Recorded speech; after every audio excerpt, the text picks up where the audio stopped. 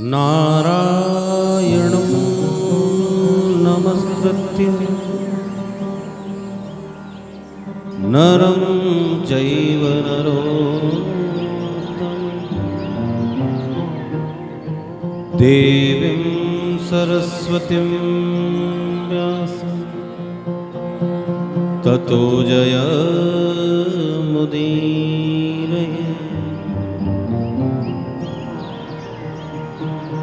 गुरुर्ब्रह्मा गुरुर्विष्णु गुरुर्देवो महेश्वरः गुरुर्साक्षात् परब्रह्म तस्मै श्री गुरुवे नमः।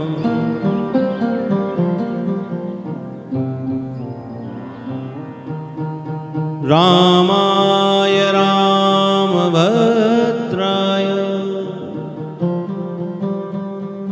रामचन्द्राय वेदसे रघुनाथाय नाथाय सीताया पतये नमः।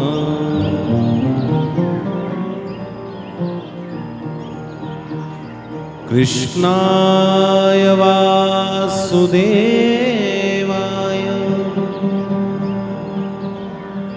देवकीनन्दनाय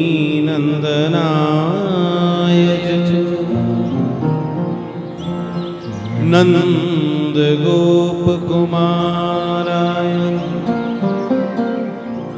गोविन्दाय नमो नमः।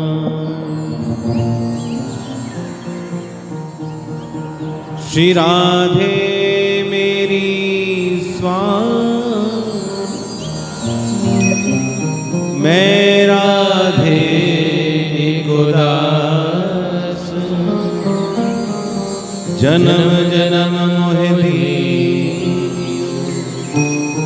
श्री वृंदावन वास जन्म जन्म मोहि दीजियो श्री वृंदावन बोल वृंदावन बिहारी लाल की जय हो। राधा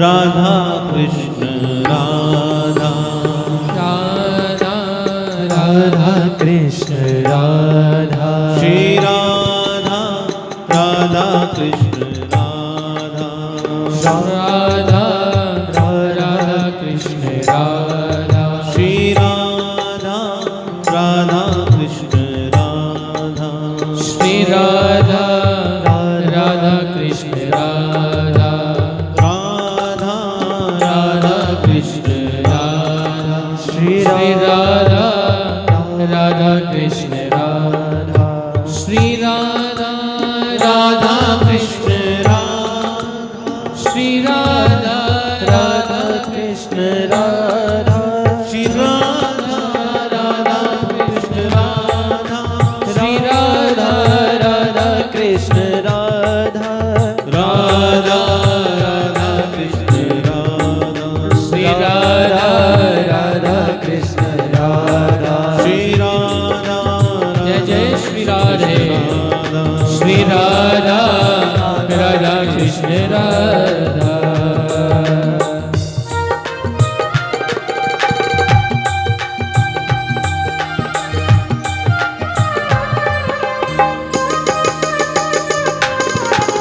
हरि बोल।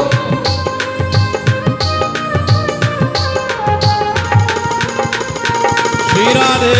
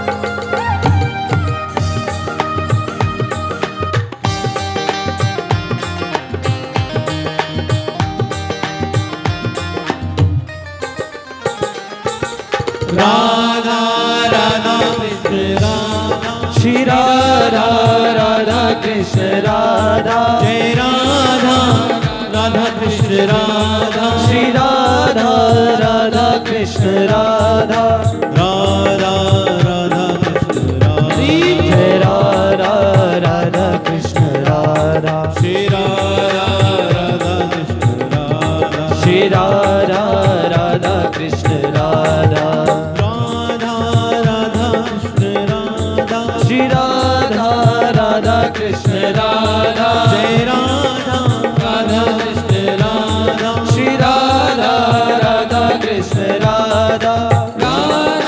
राधा कृष्ण राधा राधा राधा कृष्ण राधा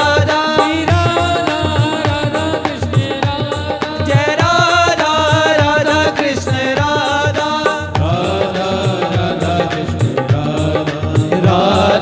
राधा कृष्ण राधा राधा राधा कृष्ण राधा राधा राधा कृष्ण राधा जय राधे जय राधे जय श्री कृष्ण बोलो जय राधे जय राधे जय राधे जय श्री कृष्ण बोलो जय राधे जय राधे जय राधे जय श्री कृष्ण बोलो जय राधे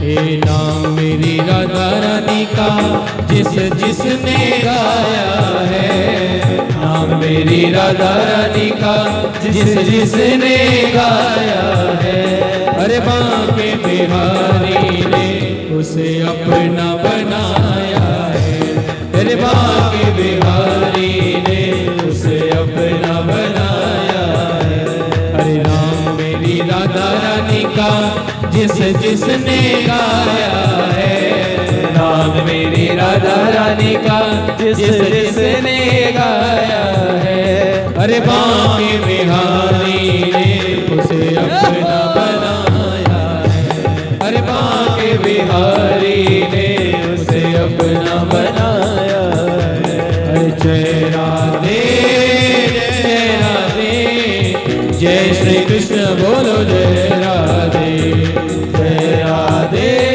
जय राधे जय श्री कृष्ण बोलो जय राधे जय श्री कृष्ण बोलो जय राधे जय श्री कृष्ण बोलो जय राधे जय हो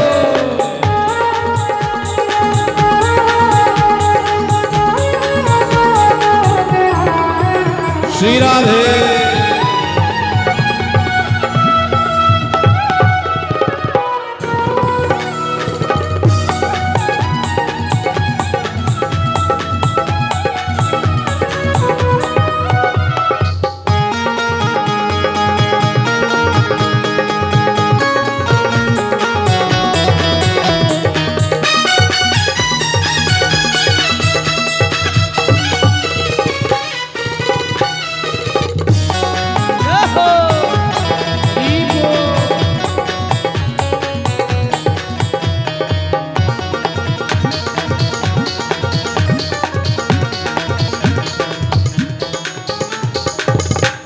कि राधा राधा नाम वाली जिसने ये माला है, राधा राधा नाम वाली फिर जिसने माला है, हे राधा राधा नाम वाली फिर जिसने माला है, राधा राधा नाम वाली फिर जिसने माला है, अरे उस पर रिझ गया मेरा मुरली हो, अरे उस पर रिझ गया मेरा मुरली वाला है, अरे उस पर रिझ गया मेरा मुरली वाला है, अरे उस पर रीझ गया मेरा मुरली वाला है, अरे जय राधे जय राधे जय श्री कृष्ण बोलो जय राधे जय राधे जय राधे जय श्री कृष्ण बोलो जय राधे हाँ जय श्री कृष्ण बोलो जय राधे। ओ जय श्री कृष्ण बोलो जय राधे। हाँ जय श्री कृष्ण बोलो जय राधे। ओ जय श्री कृष्ण बोलो जय राधे। जय राधे जय राधे। जय श्री कृष्ण बोलो जय राधे। जय राधे जय राधे। जय श्री कृष्ण बोलो जय राधे। हाँ जय श्री कृष्ण बोलो जय राधे। जय श्री कृष्ण बोलो जय राधे। जय श्री कृष्ण बोलो जय राधे। जय श्री कृष्ण बोलो जय राधे। दरना दरना दरना दरना जय जय श्री राधे। जय जय श्री राधे। जय जय श्री राधे।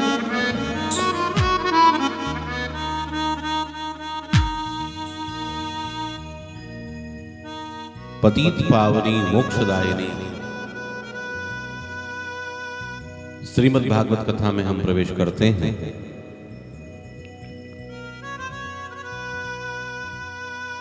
विगत 5 दिनों से इस गंगा में हम और आप स्नान कर रहे हैं और आज इस गंगा में स्नान करने का 6वां दिवस, 6ठा दिन प्रारंभ हो रहा है।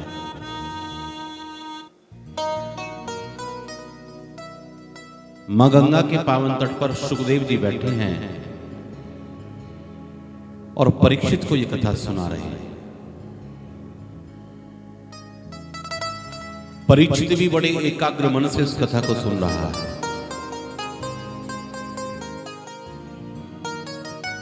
सुखदेव जी ने परीक्षित को कहा, परीक्षित इतने दिन हो गए तुझे लगातार कथा सुनते सुनते, तुझे भूख लगी होगी, प्यास लगी होगी,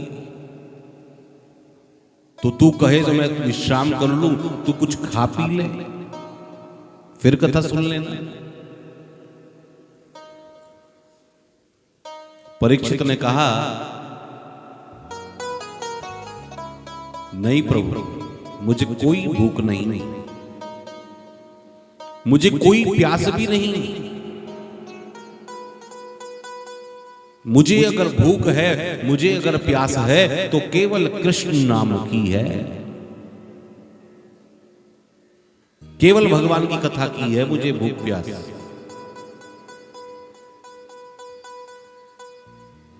हम और आप तो 2.5 से 3 घंटे 4 घंटे कथा सुनते हैं, फिर विश्राम ले लेते हैं। लेकिन परीक्षित ने जो कथा सुनी है वो रात दिन बैठकर लगातार कथा सुनाई है सुखदेव जी ने।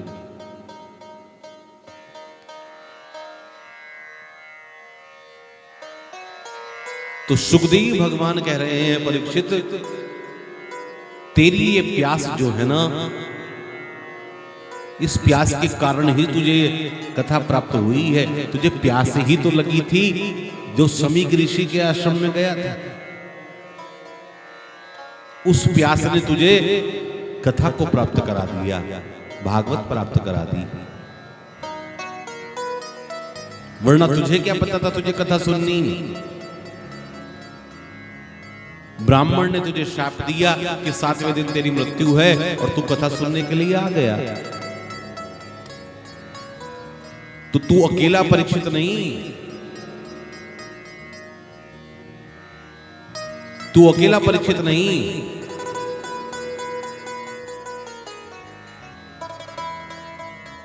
ये जीव मात्र परीक्षित है। प्रत्येक व्यक्ति परीक्षित है। कि कैसे? कि तेरे पास 7 दिन है ना, कि हां, तो प्रत्येक प्राणी के पास भी 7 ही दिन होते हैं। 8वां दिन तो किसी के पास भी नहीं होता। रविवार, सोमवार, मंगलवार, बुधवार, गुरुवार, शुक्रवार और शनिवार। 8वां दिन तो किसी के पास भी नहीं है। और इन्हीं 7 दिनों में हम सब आए हैं और इन्हीं 7 दिनों में किसी ना किसी दिन हमें संसार से जाना होगा। तो 8वां दिन तो किसी के पास भी नहीं। परीक्षित ने जो प्रश्न किए वो अपने लिए नहीं किए। भाई परीक्षित को शाप लगा है कि 7वें दिन उसकी मृत्यु है, तो परीक्षित को क्या पूछना चाहिए था? परीक्षित को तो केवल ये पूछना चाहिए था, महाराज मेरी मृत्यु है, मेरी मृत्यु कैसे टल जाए, इसका निवारण बताओ मुझे। तो हम किसी संत के पास, किसी ज्योतिषी के पास, किसी पंडित के पास, किसी महापुरुष के पास जब जाते हैं तो हम अपने विषय में प्रश्न करते हैं। हम ये कहते हैं, महाराज ये बताओ कि मेरी दुकान कैसे चले, मेरा काम कैसे बने। हम ये नहीं कहते कि पूरी मार्केट कैसे चले, पूरा बाजार कैसे चले, या सबका काम कैसे बने। हमारा प्रश्न ये नहीं होता। हमारा और आपका प्रश्न तो अपने लिए होता है। लेकिन परीक्षित का जो प्रश्न है वो अपने लिए नहीं किया, संसार के लिए कर लिया। परीक्षित ने क्या पूछा कि प्राणी मात्र का कर्तव्य क्या है, यानी हम सब की ओर से प्रश्न कर लिया। और जिसकी भी मृत्यु निकट हो उसको क्या करना चाहिए प्रभु? तो मृत्यु तो सबकी निकट होती है। जन्मना तो पता लगा सकते हो आप, जब खुशखबरी कोई महिला बताती है तो आप हिसाब किताब लगा लेते हो, भाई 8-9 महीने बाद हमारे घर में बच्चा हो जाएगा। लेकिन मृत्यु का तो कोई हिसाब किताब नहीं लगा सकता कि कब मृत्यु हो जाएगी। तो इसलिए प्रत्येक प्राणी जीव है और परीक्षित ने सबके लिए प्रश्न कर डाले, सबके लिए पूछ डाला। अगर परीक्षित सबके लिए प्रश्न ना करते तो ये भागवत सब न सुनते। 9 छिद्र हैं शरीर में, 9 छिद्र हैं शरीर में, 9 छिद्रों वाला ये भवन है। सर्प जो डला है वो सर्प गले में डला है, मरा हुआ सर्प जो है समीक ऋषि के गले में डाला परीक्षित ने। तो 7 छिद्र बंद हो गए, यानी गले में जो डाला तो ऊपर के 7 छिद्र उसमें बंद हो गए। 2 आंख, 2 नाक, 2 कान और 1 मुंह। 7 छिद्र बंद हुए। और कथा कितने दिन की होती है? 7 ही दिन की होती है।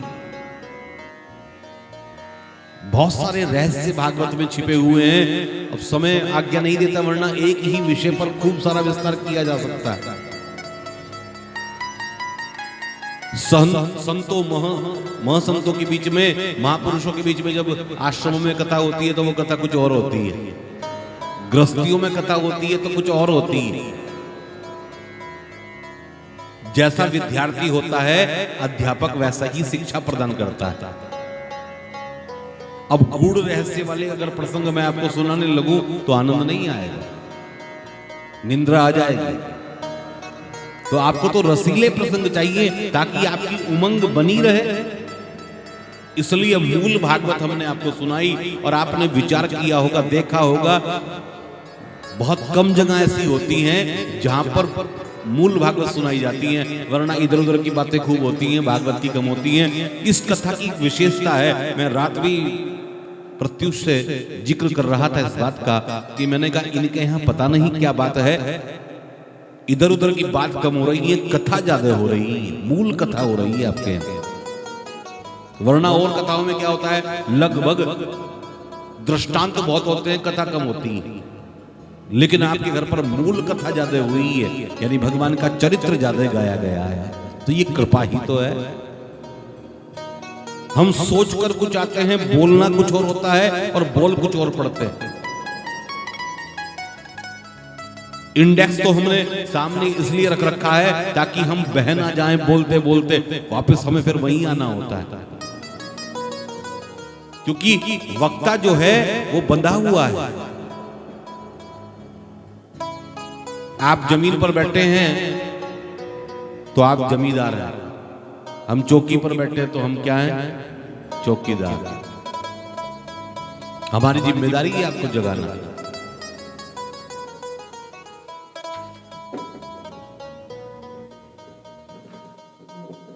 तो सुखदेव भगवान कहते हैं, परीक्षित,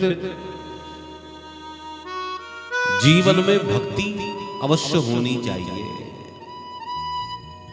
जीवन में कुछ है या नहीं है, लेकिन अगर आपके जीवन में भक्ति है ना, तो आप समझो कल्याण के मार्ग पर चल रहे हैं। आप कुछ नहीं जानते, आप कोई पूजा, कोई पाठ, कोई यज्ञ, होम, कोई जप, कोई तप नहीं जानते, लेकिन भगवान को प्रेम करना तो जानते हैं। प्रेम करना ही भक्ति है।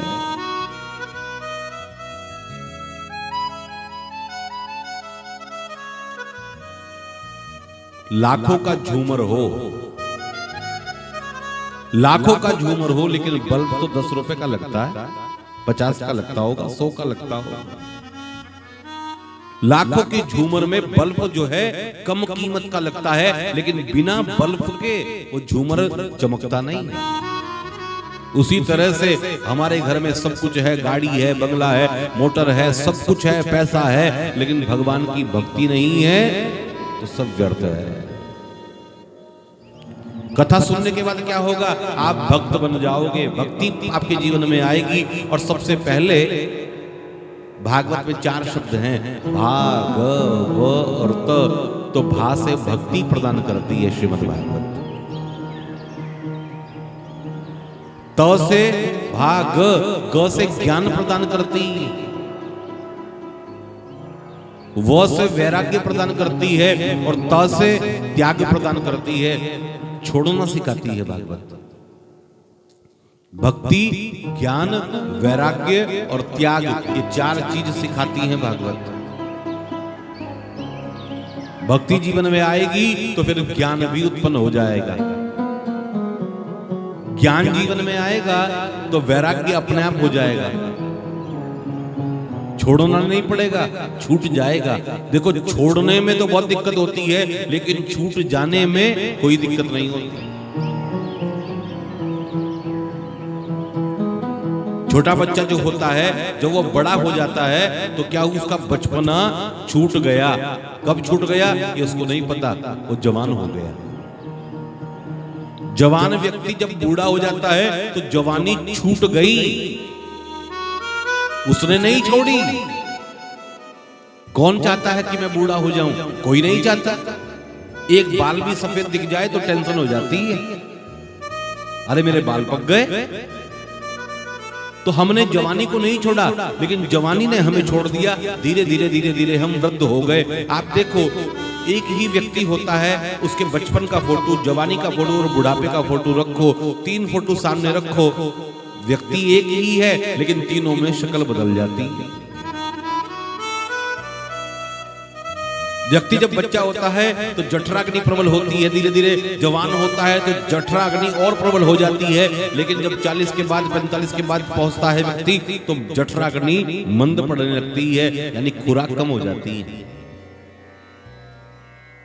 जवानी में बड़ा चमकता है चेहरा, बड़ा ग्लो करता है चेहरा, बैंगन की तरह से चमकता है, लेकिन बुढ़ापा जब आता है तो उस बैंगन का क्या बन जाता है? बढ़ता बन जाता है।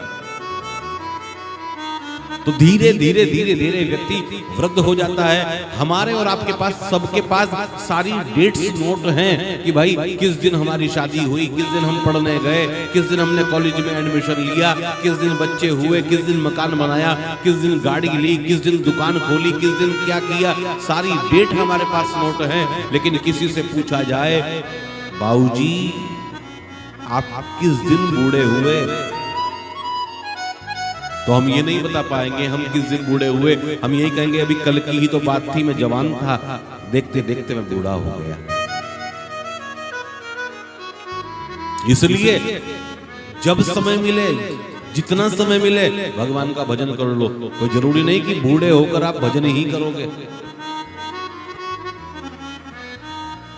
इसलिए अवसर जितना मिल जाए, भगवान के चरणों में खिलता हुआ फूल चढ़ाना चाहिए। अपनी जवानी का खिलता हुआ फूल भगवान के चरणों में चढ़ाओ। क्या बासी भोजन हम करते हैं? बासी खाना हम नहीं खाते, गंदे कपड़े हम नहीं पहनते। हम जैसे स्वच्छ कपड़े पहनते हैं, स्वच्छ भोजन करते हैं, तो जवानी का खिलता हुआ फूल ही भगवान को अर्पित करना चाहिए। बूढ़े होकर मंदिर गए तो साधारण बात है। आप बूढ़े हो गए और मंदिर चले गए तो साधारण बात है। अरे भाई, कोई वृद्ध व्यक्ति, कोई बूढ़ा व्यक्ति कथा सुन रहा है तो ये साधारण बात है। बूढ़े व्यक्ति के पास दूसरा काम भी क्या है? बूढ़े व्यक्ति के पास दूसरा काम भी तो कुछ नहीं है। घर वाले भी कहते हैं जाओ कथा सुन लो, पड़ोस में कथा हो रही है। तो बूढ़ा व्यक्ति अगर कथा सुन रहा है तो ये साधारण, हाँ कथा सुनते सुनते बूढ़े हो गए तो बात अलग है, लेकिन बूढ़े होकर कथा सुनोगे इसकी गारंटी नहीं कि आप मैं जब बूढ़ा हो जाऊंगा तब कथा सुनूंगा। अरे ये तो ना जाने कब अवसर आपको मिल जाए, और जितनी जल्दी उम्र में अवसर मिल जाए उतना सौभाग्य समझना, अपना सौभाग्य समझना। जितनी जल्दी अवसर मिल जाए तो भक्ति जीवन में लाना, भक्ति प्राप्त करना। भगवान की जब सेवा करते हो तो भक्ति जीवन में आती है। 9 प्रकार की भक्ति है। श्रवणम कीर्तनम विष्णु, स्मरणम पाद सेवनम, अर्चनम वंदनम दास्यम, सख्य आत्मनिवेदनम।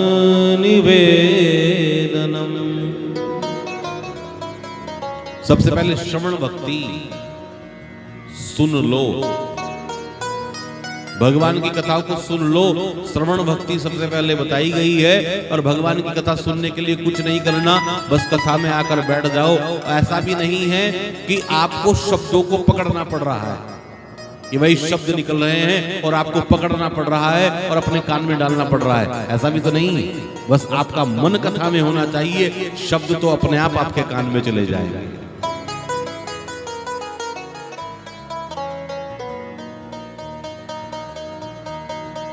शब्द तो अपने आप चले जाएंगे।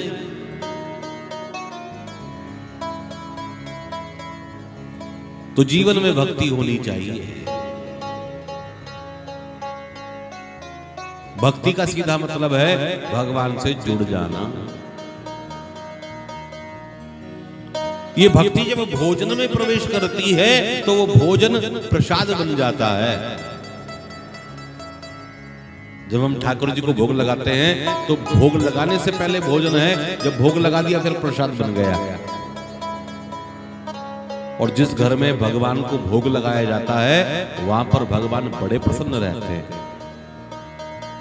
इसलिए भगवान को भोग जरूर लगाना चाहिए। आपके घर में मंदिर होना चाहिए, आपके घर में पूजा स्थल हो और तो भगवान को भोग जरूर लगाओ। मथुरा वृंदावन में तो बच्चा अगर चॉकलेट भी खाता है तो भोग लगाकर खाता है। आप भी अपने बच्चे को यही संस्कार दो कि भाई कुछ भी खाना है तो भोग लगाकर खाना है। तो जब आप ये संस्कार दोगे तो फिर खाने योग्य चीज खाई जाएगी। नया वस्त्र पहनना हो तो पहले ठाकुर जी को, भगवान को स्पर्श करा दो, फिर धारण करो।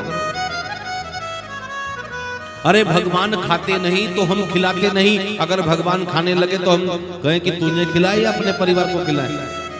भगवान तो केवल देखते हैं, दृष्टा हैं। प्रसाद के अंदर 3 शब्द होते हैं। प्रसाद, प्र का मतलब प्रभु, सा का मतलब साक्षात और दा का मतलब दर्शन। प्रभु का साक्षात दर्शन अगर कहीं करना हो तो भगवान के प्रसाद के रूप में कर लेना चाहिए। भक्ति जब भूख में प्रवेश करती है तो व्रत बन जाता है, उपवास बन जाता है। उप यानी निकट और वास यानी रहना। किसके? भगवान के। कि आज मेरा उपवास है, आज मेरा व्रत है। तो व्रत किस चीज का लिया? केवल भूखे रहने का नाम व्रत नहीं है कि भाई आज मैं अन्न नहीं खाऊंगा, अन्न को छोड़कर सब कुछ खाऊंगा। व्रत के नाम पर तो हम बहुत कुछ खा जाते हैं, लाओ भाई मुझे दूध दे दो, मुझे सेब दे दो, मुझे मखाने दे दो, मुझे ड्राई फ्रूट दे दो, मुझे ये दे दो, मुझे वो दे दो। अरे इससे तो अच्छा भोजन कर लेता है भाई। एकादशी का व्रत रखा जाता है और शाम की तैयारी होती है, पूजा की नहीं होती, फलाहार की तैयारी होती है।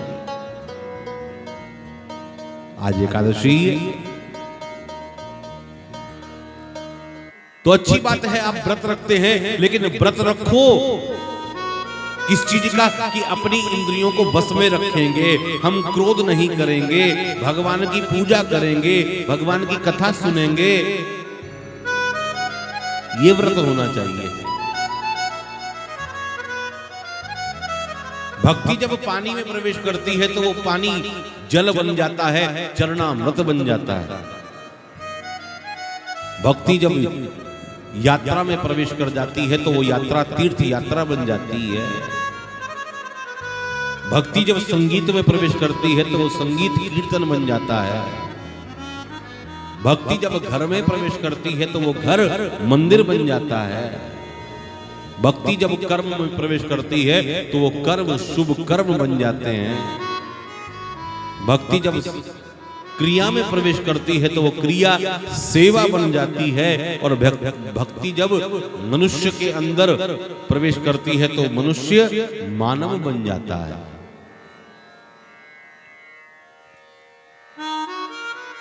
तो भक्ति का सीधा मतलब है भगवान से जुड़ना। एक महिला मंदिर गई, मंदिर से जब लौट कर आ रही थी तो दूसरी सहेली ने पूछा कहां से आ रही हो? कि मंदिर से। रोज जाती हूँ मंदिर में, मेरा नियम है, ठीक 8 बजे मंदिर पहुंच जाती हूँ मैं।